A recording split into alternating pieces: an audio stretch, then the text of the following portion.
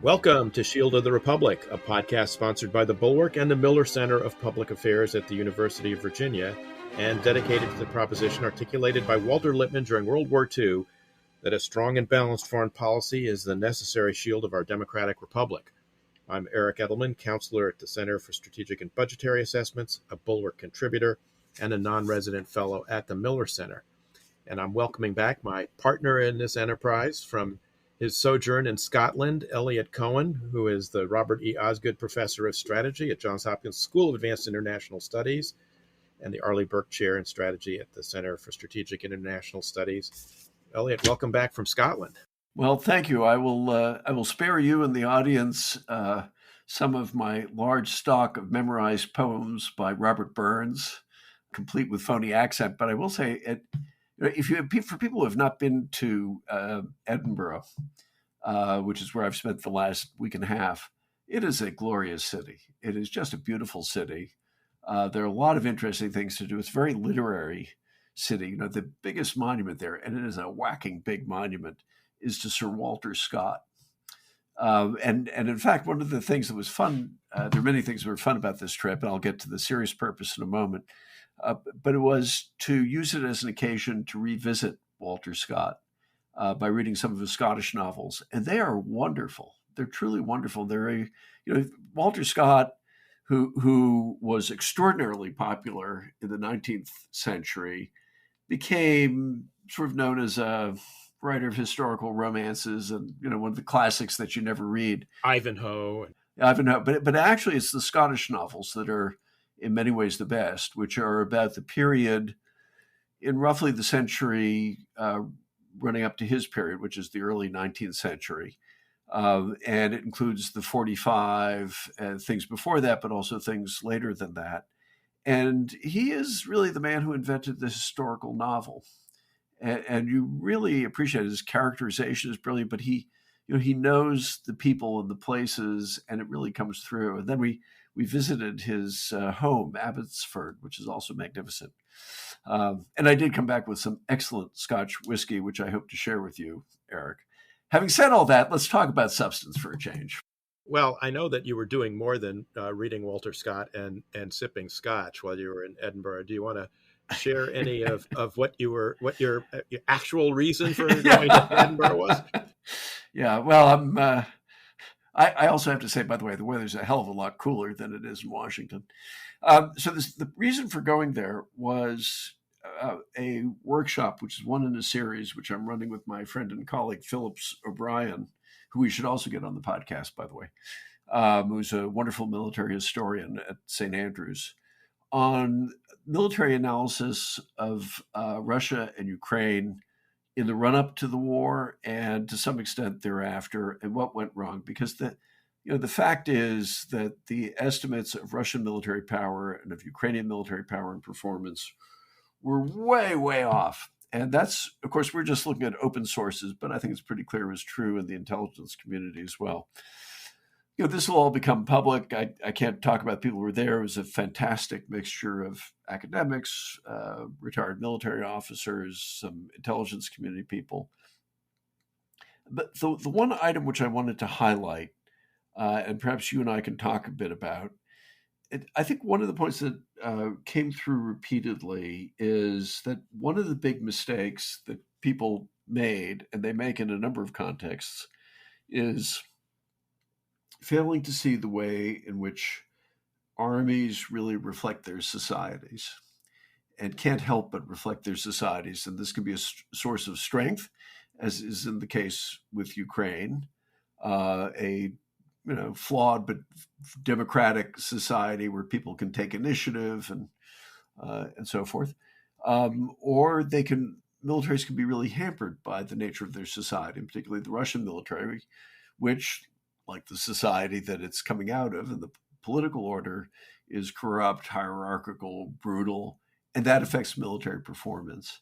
And, this is a core insight of military sociology, I think, but one which people often forget. It just seems to me too often people get caught up in the order of battle, the numbers of tanks, numbers of submarines, performance characteristics of missiles, all of which are very important. Don't get me wrong, but they miss something that's really quite fundamental. Yeah, I mean, this is, of course, something that the late Sir Michael Howard used to talk about a lot in terms of the social dimension of war, which you're right. I think we typically tend to slight. Well, on that note, what do you make of what is going on right now on the battlefield? I mean, you're beginning to detect, I think, or one is beginning to detect in a lot of the commentary, a rising chorus of, we're headed towards a stalemate. I've heard a lot of people in the finance world on Wall Street are saying, "Oh, we're going to head to a stalemate, and in October the Biden administration will, impose a settlement on Ukraine and Russia somehow," as if the Biden administration, can wave a magic wand and impose a settlement on people. But, I will confess to the fact that it is a little nervous making that the gains, and there are gains from the 6 weeks of the counteroffensive, have been pretty limited. No big breakthroughs, of course. My own sense is that it was never in the cards that this was going to be, like Kharkiv or like Kherson. Russians have had a long time to dig in. Moreover, the Ukrainians have received less than 50% of the equipment that people talk about and have been promised to them, and so there's plenty of reason for them to be taking their time. But I confess to being a bit nervous. What's your take? Well, of course, nobody really knows, or the ones who know aren't talking. I guess my basic feeling about it is the Ukrainians did try initially to see what conventional attacks would look like. They quickly realized that they were going to have to take a longer approach to finding weak spots in the Russian lines. A and B, the Russian. It's not just that the Russians are dug in; the Russians are also attacking, and I think this is being done to throw the Ukrainians off balance, to pull in reserves and so on. So it's not stupid on their part. They're attacking in the east, and I think hoping to draw some of the Right. forces in the south up to the north and to the east in order to disrupt the counteroffensive. So here's what seemed to me to be the I think in a situation like this, it's very important to just stick with the observable facts. So what are the observable facts? Well, one is it's very clear that the Ukrainians are actually are going very aggressively after Russian logistics, after Russian command and control, in other words, command posts, after fuel and targets of that nature, and ammunition dumps. And so, I think what they're doing is they're adapting their means to what the tools are that they have at hand. They don't have the kind of massive superiority and the kinds of things you would need to breach deep defenses. They don't have air superiority. I'm not sure anybody will ever have air superiority in the old sense. So what they're going to do is first, I think, really chew their way through a lot of the Russian infrastructure, and then they'll begin attacking. They're also short range air defenses. Yep. And mine clearing equipment, both of which are essential for this kind of operation. Right. So I think what they're doing is they're going to take their time. And I'd remind our listeners that if you look at the breakthrough battles towards the end of World War II, everybody thinks about the Maginot Line and the Germans taking France in a week and a half, or the Israelis in the 6-Day War. That's not the situation that we're looking at. We're looking at something that is much more comparable to the Allied breakthrough at Alamein, which it took 2 weeks to get through German defenses at Alamein. And that was with the Germans having much less resources than the Russians did, because their supply lines have been chewed up by the Royal Air Force and the Royal Navy. But similarly, attacks along the Siegfried Line and other deeply fortified situations. The hedgerows in Normandy. Right. So it's not that they won't necessarily get there. It's it's there, and the Russians are mining vast areas on a scale that we've never seen before. Another observable fact is that the Ukrainians have not committed their best trained units yet, or at least have only committed a very small fraction of them. So they are, and I think it shows real generalship on the Ukrainians' part to, where I'm sure people on the front lines are crying for help, to say, no, we're going to hold our reserves. And I don't know what your reaction is, but my reaction to a lot of the reporting when, and I give credit, obviously, to reporters who go into the front lines, which are really very dangerous. Yeah. They're even more dangerous in some respects than Iraq or Afghanistan. If you talk to the guys who are in the front lines of a very difficult fight, none of them are going to be saying, this is great, things are wonderful here, things are going very well. You would have probably been appalled if you listened to what American GIs were saying in early December in the Ardennes forest. Yeah. But the question is the larger reporting on the larger position, and I guess my feeling remains that at some point it's not certain by any stretch of the imagination, but it's entirely conceivable that the Russians will crack. I mean, this is a vast front that they're trying to defend. And they're stretched thin in terms of personnel. They are stretched thin. It's not clear that those, their second and third, and for all I know, the fourth and fifth lines are actually manned. I mean, they don't have enough troops for that. So, and it's also, by the way, this will lead to other things we'll talk about. How will Russian decision making be affected by disturbed internal politics? So like you, I'm anxious, but I understand the limits of what I know, and just seeing what I can observe, I tend to think, too early to tell. And I still think that they tend to have a pretty good chance of at least breaking the land bridge. Yeah, just a couple of observations on what you've said, Eliot. One is you're beginning to see in some Telegram channels Russian soldiers talking about the impact of the U.S. cluster munitions, which are now arriving. Those have arrived pretty quickly because a lot of them were, as you know, pre-positioned in Europe, so we didn't have to ship them over from CONUS.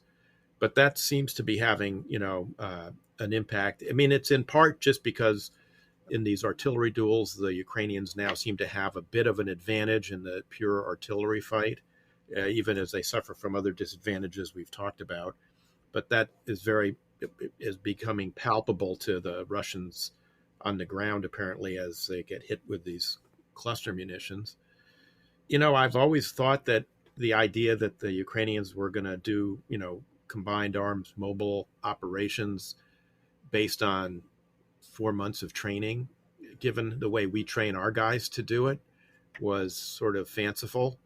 So it's not surprising that rather than very large scaled operations, this is now more, kind of platoon and company sized units doing the very hard work of clearing out, these fortified, clearing the mines and these lines of fortifications and obstacles. So that none of that really is surprising. And so like you, I think, we have to give this some time. I'm still puzzled by the administration's refusal to provide ATACMS to the Ukrainians. So the Brits have supplied Storm Shadow, and the French have supplied their version of the same missile, the Scalp E, which has a range roughly of 150 miles. The ATACMS would give another 40 to 50 miles of range and would actually bring all of Crimea into range for the Ukrainians. And, I keep hearing this persistent argument, from the Pentagon that we don't have very many of these, so we can't give them to the Ukrainians, even as we're preparing to sell 40 of them to Morocco. And my question is, maybe you can answer this, but some of these surely were set aside for U.S. war plans to deal with Russia in Europe. So why not let the Ukrainians use them to deal with Russia now, and use future defense appropriations to restock and buy more in the future. So I think that you put your finger on it. I mean, my guess is that there are two sources of opposition. One is just the administration, well, maybe three possibilities. One is, the Russians may escalate. I think that everybody realizes that's a pretty threadbare argument at this point.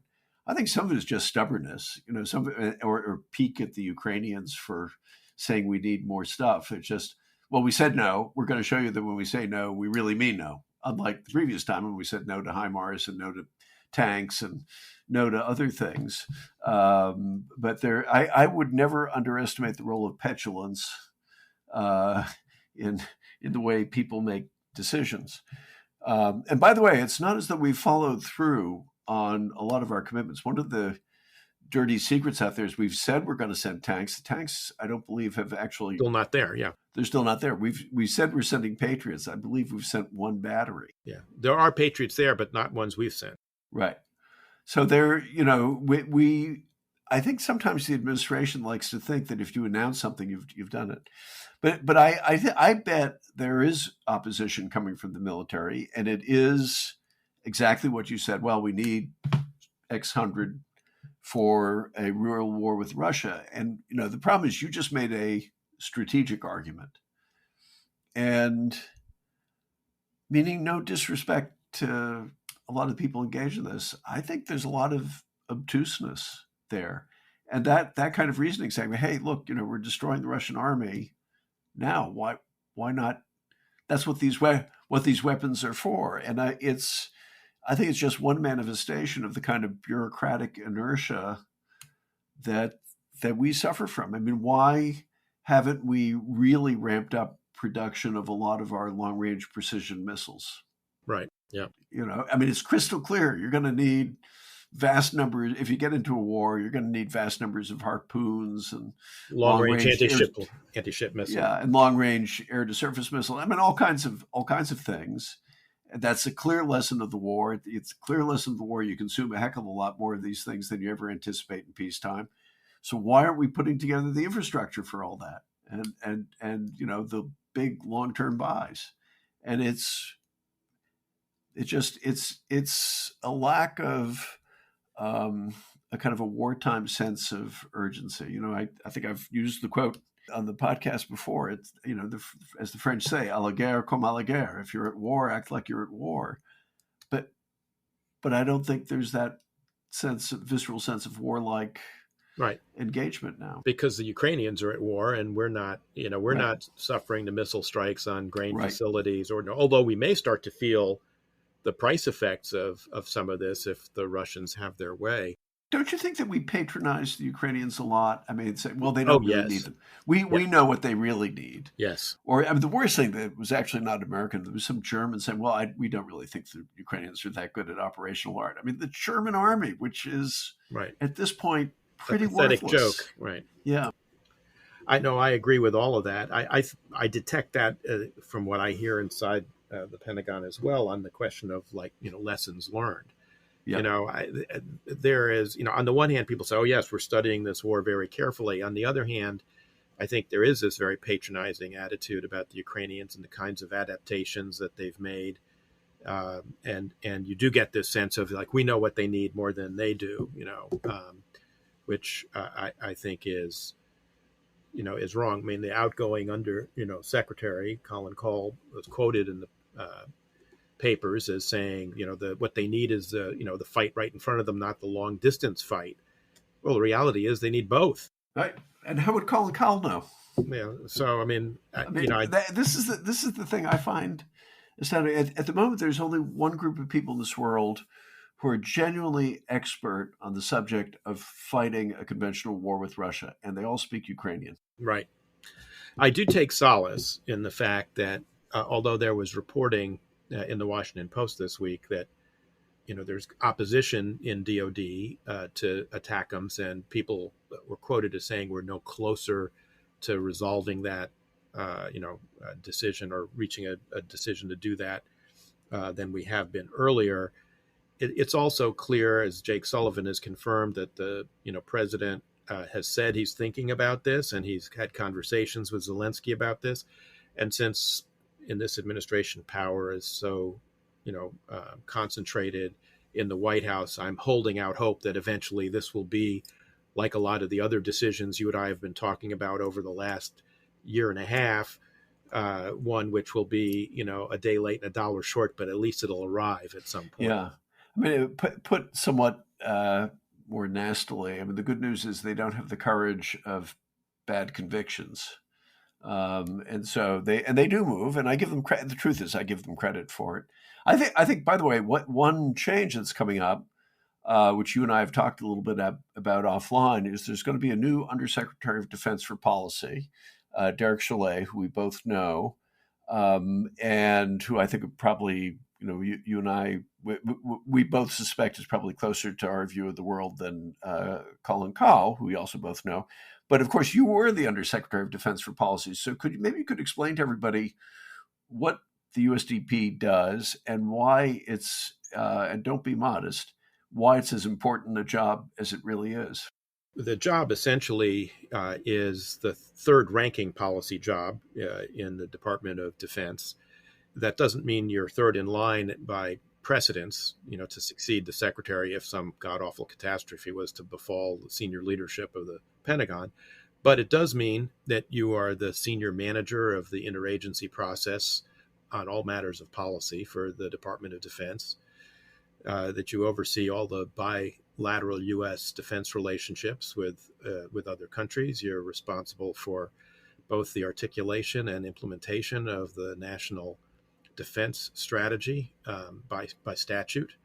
You also have special responsibilities for counterterrorism and defense export controls. You oversee the two field agencies, the Defense Technology Security Administration, which is meant to preserve America's qualitative military edge by controlling defense technologies, and the Defense Security Cooperation Agency, which oversees the foreign military sales program, and you advise the Secretary of Defense, again by statute, on all the contingency plans, that is to say the war plans, that the Department of Defense combatant commanders are responsible for developing with the approval of the Secretary. So it's also, by the way, you sit on the Nuclear Weapons Council and are responsible for arms control, et cetera.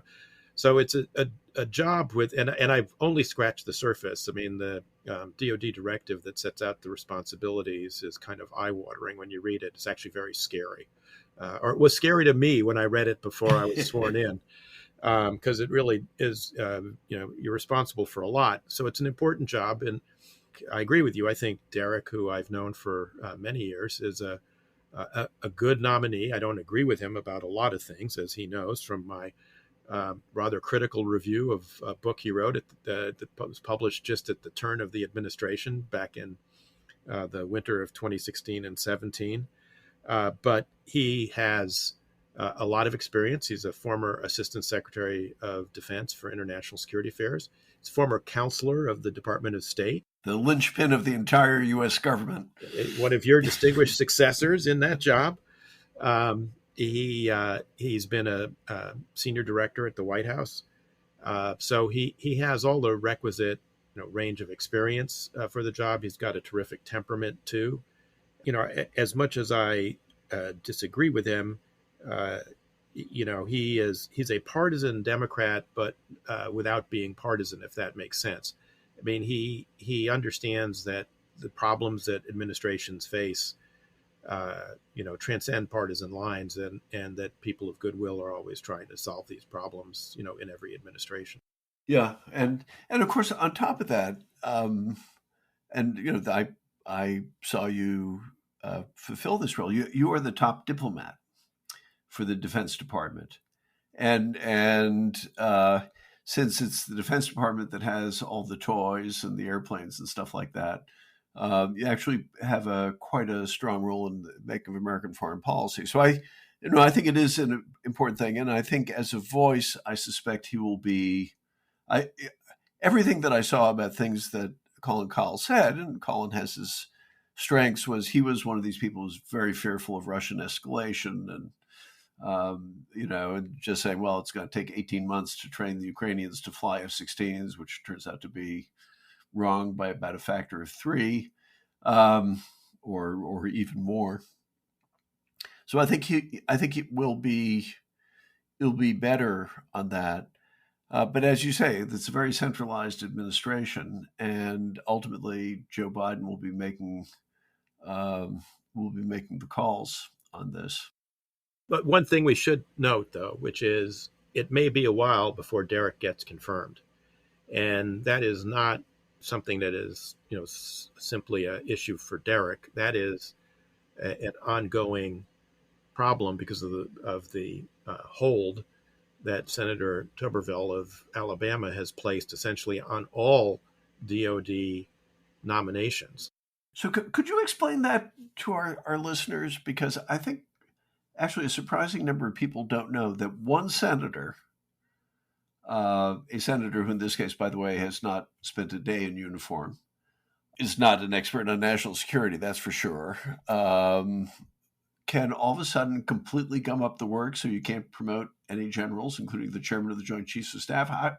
How does that happen? Well, because by tradition, any one member of the Senate can put a hold on nominations, and frequently these holds are used by members of the Senate to extract other promises from the administration or other objectives that senators may have. We've got something similar, by the way, with ambassadorial nominations, because State Department nominations have been held up by a combination of Senators Rand Paul and Ted Cruz.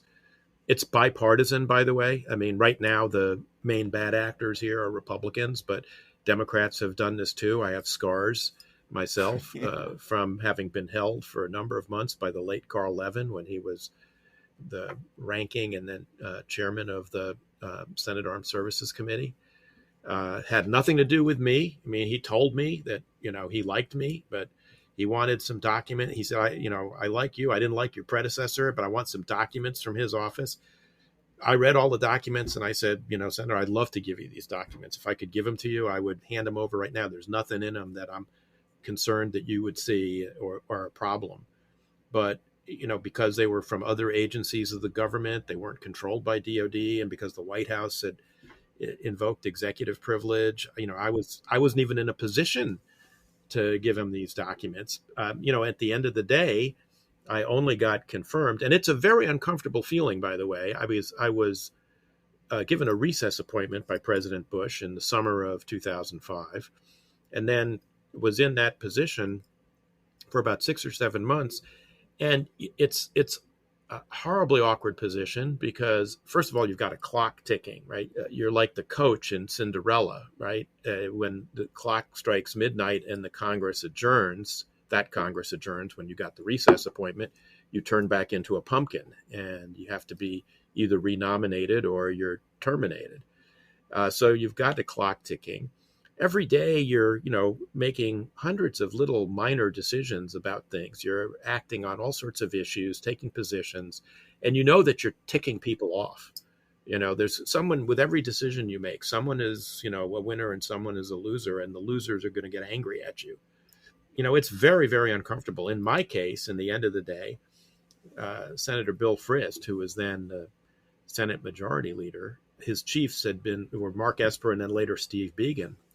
And, they basically ultimately dropped a cloture petition to invoke cloture, which kind of breaks the hold, right? So because then the senator who's holding has got to come up with 40 votes to hold you. It can't just be a personal thing. And I got confirmed by unanimous consent because there was no opposition to my nomination. But that's how our very broken system, unfortunately, functions right now. If I heard you correctly, you said this is tradition. It's not that legally. It's nothing in law or in the Constitution. Right. I mean, that's the thing that's mind-boggling. It was such an abuse. It's a norm. Yeah. It's an abuse of power is what it is. And I just hope he sees reason because, there really are limits to what acting people can do. Oh, absolutely. It's profoundly demoralizing to people who have big jobs ahead. They know they've got these big jobs ahead. They need to act on them. You're holding up people who have long records of service to this country. It's contemptible, is my basic view. It's a real challenge for civil-military relations now. I mean, right now we could, if this continues past September 30th, we could be without a chairman of the Joint Chiefs of Staff. The president's just nominated a new chief of naval operations. She might not get confirmed. The Marine Corps has got an acting commandant since your former student Dave Berger has left as commandant, and there's no confirmed replacement. We'll be talking about civil-military relations in a few weeks, I think, with our friend Peter Fever, friend of the show and multiple-time guest, and he'll be back for, as his new book is coming out, we'll be discussing that with him. But this is one of these cases where you just, have to shake your head about what people are thinking when it comes to political policy dispute as opposed to the larger national security. Well, let's just hope that listeners to the podcast who are constituents of Senator Tuberville will let his office know that they think he's doing terrible damage to national security and he should knock it off or face the consequences at the ballot box. I was wondering, maybe could we move on? There have been some very interesting writings about internal politics in Russia. And of course, you served there, you followed very closely. I will just open up with one thought, which is, as I think I mentioned to you, the Prigozhin putsch, or attempted putsch, happened as I was coming back from Ukraine with a couple of very senior Polish, one official, one very senior non-official.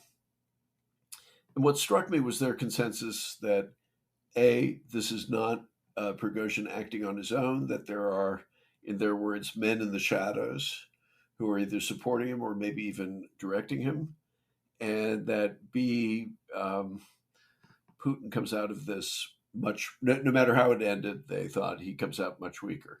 So, and I have to say that, now that we're several weeks after the event, that those seems to me like pretty good diagnoses. But I wonder, do you share those views? And just in general, what's your take?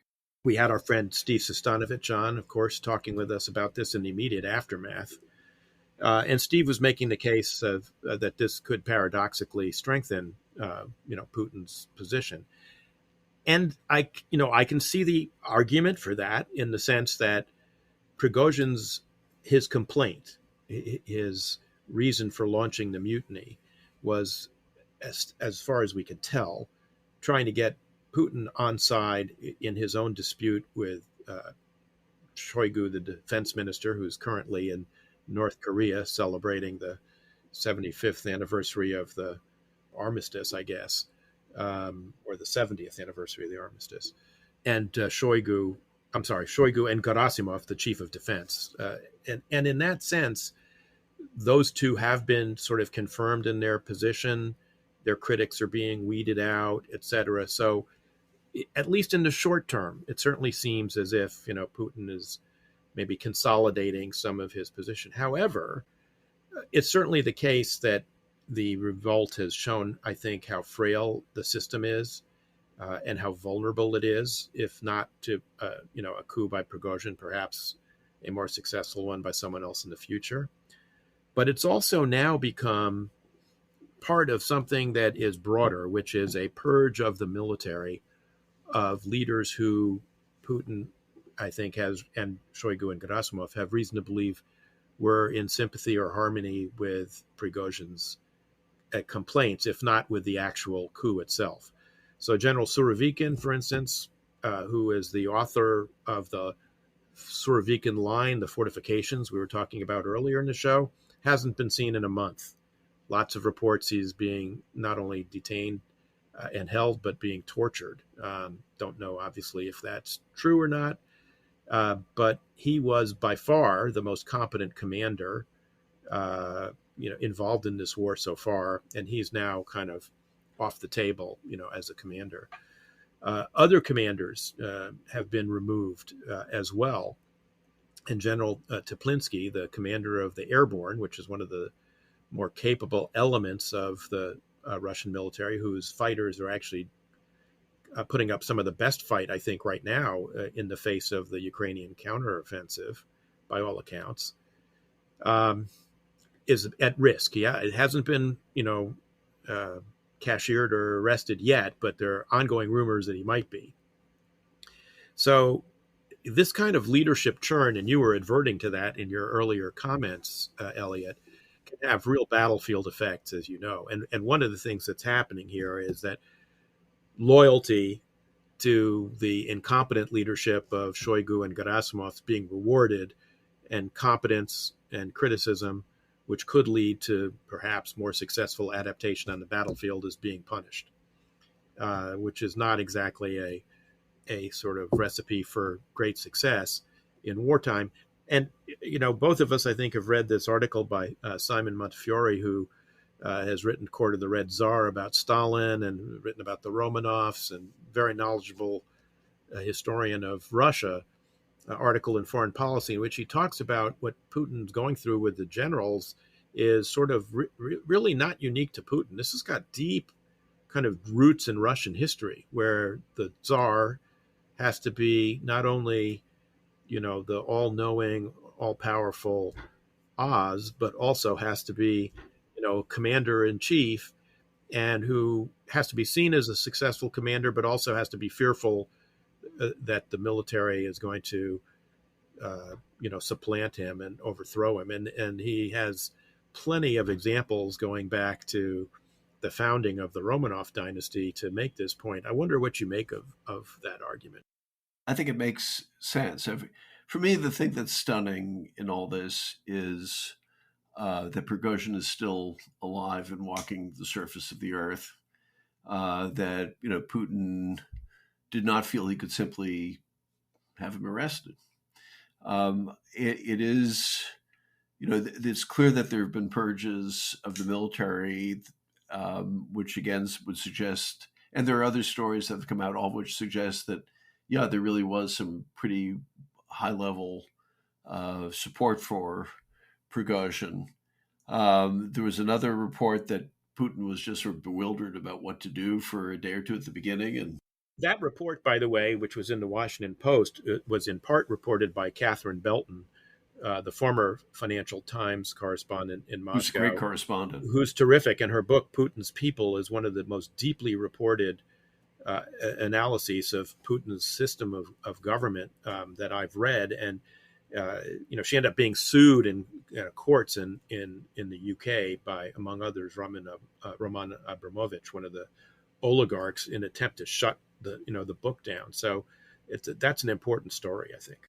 Yeah, I guess what does it add up to me? To me, it all adds up to Putin being weak, or at least having been weakened by all this. What I find myself wondering is when does the other shoe drop? In other words, I thought Steve laid out as persuasive a case as is possible that this is strengthening, but I find myself not able to believe it. The question that I have in my mind is, at what point did these people begin killing each other? And I won't be at all surprised if that were to happen. Well, some of that's already happened, right? There have been any number of people who've met, unfortunate accidents, typically near windows from high-rise buildings. So I think that happens, and I guess I tend to believe that as people high up, both in the military and the civilian side, get more and more paranoid, and you can never be sure who your friends are, who your enemies are, or I wouldn't say friends, who's aligned with you and who are your enemies. I think those are the kind of the only two categories that really exist. That begins to affect decision making on the battlefield, and ultimately in pernicious ways. You're also seeing Russia continue to expand, if you will, alternative enemies, and particularly the Rosgvardia, the National Guard, and give them heavy weapons and stuff like that. So it means you don't fully trust the military to stand by the regime. So I think they're in trouble. The conversation I'd like to report to you in all this is I had a conversation with a very senior person from an important nation country. Let's put it that way. And they were, somebody who's extremely well informed and extremely smart. and he was basically echoing Henry Kissinger's line that, we don't want a Russia in turmoil, so we have to find a way through this, and so on and so forth. And I found myself reacting to him, saying, on the one hand, people say to the United States, you fools, you thought you could remake Afghanistan, you thought you could shape Iraqi politics. Don't you understand that it was never going to work? And so we're idiots for that. But then we're being irresponsible if we don't exert complete control over Russian internal politics, a country much bigger, much more, much harder to influence, particularly since we're not occupying it. And I think a lot of this thinking about the prospects of internal chaos in Russia don't take adequate account of the fact that we just don't have a whole lot to say about it. We can plan to adapt to it. We can plan to take advantage of it. We can plan to minimize the risks to ourselves if it does happen. But, we're kidding ourselves if we think we get to control any of this, because I don't believe that we do. Right. No, I agree. This goes to the whole issue of, we can't push too hard and, in behalf of a Ukrainian victory, because it could destabilize Russia. I mean, we will never know, what might be the detonator that will set off, a chain of events in Russia that could land in a number of different directions, in part because, this regime is so opaque. It's very difficult to know what's going on. It's all controlled by, a one person and a very small group of retainers. And by the way, Russia's not the only country that we have to deal with like this. I mean, we just had the Chinese foreign minister disappear for about a month, and now he's been replaced by his predecessor. What do you make of that? I think it's very much to your point that a sophisticated authoritarian regime is frequently very opaque to the outside, from the outside. But there's an additional point, which maybe we should, I know we're coming to an end here, which is that it's the nature of these regimes that they look kind of strong and their leaders look like they're in complete control when at some point they're not, and things kind of fall apart. And at the same time, there are also regimes where they can never be entirely sure who their friends are, and where people really stand. And of course, they've always had to alienate somebody to get to where they are. They may have had to even have them killed. So, there's a constant thread of paranoia that runs through this. And it just seems to me that, whenever people begin to believe that these regimes are, stable, solid, and able to be farsighted because their leaders don't have any domestic worries, that's wrong. They do have domestic worries. I guess what worries me about your description, with which I completely agree, is that our tendency in the U.S., when we think we're dealing with paranoid leaders, is to say, oh, we have to be careful not to trigger their paranoia. And so we begin to kind of negotiate with ourselves about what we will and won't do out of fear that we're going to trigger the paranoia or create a self-fulfilling prophecy. I mean, there was a little bit of this during the Prigozhin rebellion, when the administration was apparently at great pains to tell the Russians we had nothing to do with this, which I can't really tell whether they were, trolling the Russians or whether they really were trying to convey that to the Russians. I can't think of anything more calculated to make Putin worry that we were actually somehow involved in this by rushing to tell him that we weren't. Yeah. Well, it's also, I think it's, to repeat an old tagline, it's confusing foreign policy with psychotherapy. Mm-hmm. And that's always a mistake. But there's also an element of hubris in it. It's that we actually know how to reassure these people, and the answer is I don't think we do. I mean, because even the people I disagree with most deeply on foreign policy issues, they're not Vladimir Putin. They don't have the experience that he's had of rubbing people out and establishing a really manipulative dictatorship. That's not who they are. I mean, even Donald Trump. Donald Trump, I think, thinks he understands Vladimir Putin, and I don't think he does any better a job of it. In fact, I'm pretty sure he does a worse job of it than you or me. I'm pretty sure of that. Look, I think one of the mistakes we make, and I think we've discussed this on previous shows, is that we treat Russia like a normal nation state when, in fact, it's a criminal enterprise with a variety of clans that. And by the way, that's one of the explanations for why Prigozhin is being treated differently, than the generals who may have supported him, because for all of his, flaws, the system needs the capabilities he created in Wagner to intervene in Syria, Sub-Saharan Africa, Libya, etc. Not to mention the media empire he controls, which included the Internet Research Agency, which was involved in the 2016 election interference in the United States. A bunch of those people were indicted by Robert Mueller. So there sort of still spoils that have to be, taken away from Prigozhin, or parts of his empire that have to be taken away, parts he's going to keep. But also, not that I think Putin is in the least bit sentimental, but this is someone he's been tied to since the 1990s, and he does recur to all these people from his past in St. Petersburg in terms of those he surrounds himself with.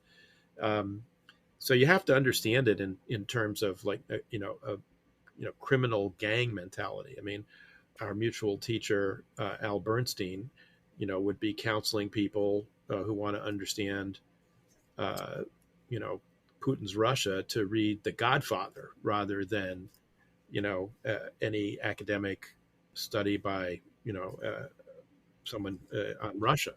So I think that's right. We started the podcast today with Walter Scott, and we ended up with The Godfather.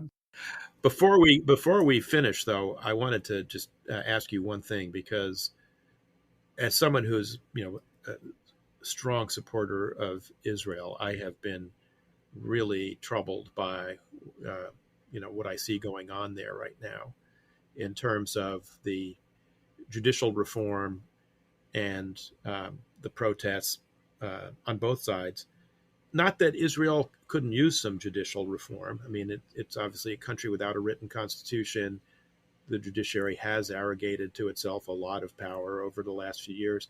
But this is a judicial reform that is being rammed through without any kind of social consensus, and which seems at least somewhat inflected by the prime minister's personal legal troubles. And I wonder if you're as distraught about this as I am. Oh, I am, and in some ways even more so. My wife and I, we have a lot of Israeli friends. She has a few relatives. And so we've been communicating with them, and people, including people who have had very senior political intelligence and military positions, are well beyond distraught. And I think the reason is that the immediate judicial reform is basically to take a whack at the so-called reasonableness standard. So this was a legal theory that was invented by the chief of their Supreme Court, Aaron Barak, in the 80s. And, it has allowed the court to exercise a check on the Knesset, which is a unicameral legislature elected on the basis of proportional representation. But the issue which is triggering everybody, it's not just that this was done without any attempt whatsoever really to create a internal consensus on a weighty thing, that there's a whole slew of further pieces of legislation in the pipeline, which will do all kinds of things. So they've already create a situation where one of the, some of the worst ministers in this government, one of them is actually, what's his name, Ben-Gvir, gets to run his own militia. It's clear that this will, that the part of the agenda is speeding the annexation of the West Bank. Part of this also is obscene payoffs to the ultra-Orthodox community, which basically just takes from the state and doesn't give. I mean, they don't serve in the military, don't pay taxes. And what I think you're seeing is the Israel that I knew and that I was very fond of, which is a combination of secular and sort of religious but quite modern people, with essentially Western liberal democratic values of a kind that I think would be familiar to most Americans, up against a very dangerous coalition of both secular and religious ethno-nationalists of a kind of a very ugly sort of Viktor Orban kind of stripe, and the ultra-Orthodox who are basically just exploiting the state for their own purposes and reject modernity and reject the kind of lives that we live in a thorough way, and have views that I consider pretty benighted on women and gays and lots of other things. Then you have an Arab minority which is watching this and is kind of terrified by what this all means. And it's being rammed through on a very narrow majoritarian basis. The polls indicate that this does not have majority support among the Israeli population now. If there's an election now, the results would be different. And it's not ending here. There are real prospects, I think, for serious violence. There's already been violence on the streets, for a lot more, for the flight of the people who've made Israel the startup nation and so on. So it's a really serious business. And it's good news in a way for the podcast, I suppose, that we'll be having a very interesting writer who's just written a book about Israel to explore this further. But Isabel Kirshner. But I'll just say that no, at the moment I'm quite worried about it. I am too. It's a sort of a grim down note to end the podcast on, but I'm in agreement with you. I find this very, very distressing. I'm looking forward to discussing it with Isabel Kirshner, the New York Times correspondent in Jerusalem, who has written a very interesting and nuanced book about this. We'll have her in a couple of weeks. We'll have Christopher Miller of the Financial Times, whose book War Came to Us, about the war in Ukraine, another terrific book on in an upcoming episode as well. But for today, that's all we have for Shield of the Republic. Always good to be with you, Eric.